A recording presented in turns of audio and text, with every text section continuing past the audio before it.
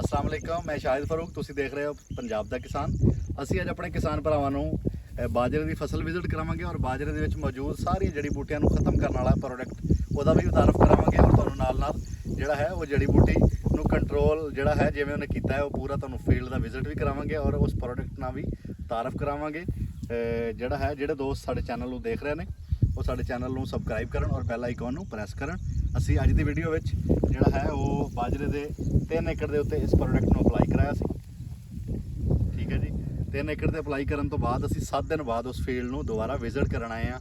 Visit ਕਰਨ ਤੋਂ ਬਾਅਦ ਅਸੀਂ ਤੁਹਾਨੂੰ ਰਿਜ਼ਲਟ ਦਿਖਾਣੇ ਆਪਣੇ ਦੋਸਤਾਂ ਨੂੰ ਕਿ ਬਾਜਰੇ ਦੀ ਰੰਗਤ ਦੇਖੋਗੇ ਬਹੁਤ ਜ਼ਬਰਦਸਤ ਔਰ ਜੜੀ ਬੂਟੀਆਂ ਸਾਰੀਆਂ ਬਿਲਕੁਲ ਇਹਨੇ 100% ਕੰਟਰੋਲ ਕੀਤਾ ਹੈ। ਇਹ ਪ੍ਰੋਡਕਟ ਦਾ ਨਾਮ ਹੈ ਮਿਸ਼ਨ ਐਕਸਟਰਾ। ਇਹਦੇ 2 ਹਜ਼ਾਰਾਂ ਨੇ ਜੀ ਮੋਜ਼ੀਟ੍ਰੀਨ ਤੇ ਐਟਰਾਜ਼ੀਨ। ਇਹਨੂੰ ਪ੍ਰੋਡਕਟ ਨੂੰ ਅਸੀਂ ਜਿਹੜਾ ਹੈ ਅਪਲਾਈ ਕਰਾਇਆ ਬਾਜਰੇ ਤੇ 80 ਸੀਸੀ ਟੈਂਕੀ 'ਚ ਪਵਾ ਕੇ ਸਪਰੇਅ ਕਰਵਾਇਆ। ਇਹਦੇ ਵਾਸਤੇ ਪਾਣੀ ਤਾਜ਼ਾ ਇਸਤੇਮਾਲ ਕਰਾਇਆ ਸੀ ਔਰ 7 ਦਿਨ ਬਾਅਦ ਅਸੀਂ ਦੁਬਾਰਾ ਇਹਨੂੰ ਵਿਜ਼ਿਟ ਕਰਨ ਆਏ। ਅਸੀਂ ਤੁਹਾਨੂੰ ਰਿਜ਼ਲਟ ਦਿਖਾਣੇ ਜਿਹੜਾ ਹੈ ਉਹ ਦੇਖੋ ਤੁਹਾਡੇ ਸਾਹਮਣੇ ਨੇ ਜੜੀ ਬੂਟੀ ਨੂੰ ਕਿੰਨਾ ਬਿਹਤਰੀਨ ਤਰੀਕੇ 'ਚ ਕੰਟਰੋਲ ਕੀਤਾ। ਦੇਖ ਰਹੇ ਹੋ ਜੀ।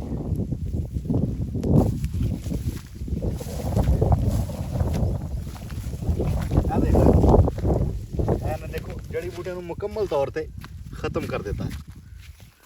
और दूसरी जी मज़ेदार गल है जड़ी बूटियां ख़त्म करने के नाल इन्हें देखो जी, इन बाजरे की रंगत देखो बहुत खूबसूरत है।